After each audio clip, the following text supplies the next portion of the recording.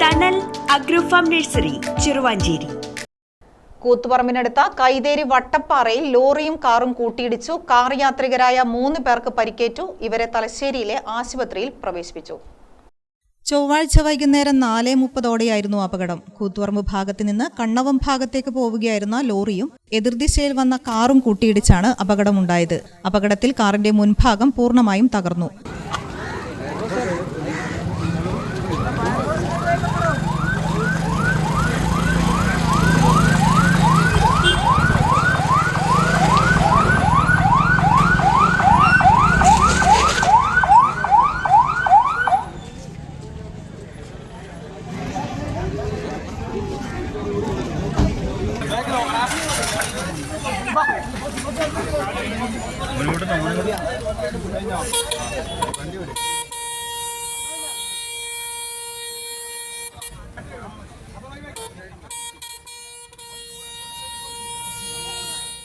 കാറിനകത്ത് കുടുങ്ങിപ്പോയ യാത്രക്കാരെ നാട്ടുകാരാണ് പുറത്തെടുത്തത്.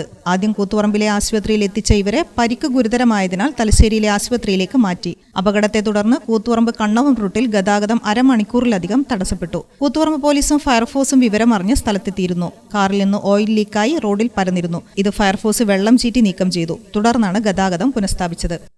ഗ്രാമിക ന്യൂസ്, കൂത്തുപറമ്പ്.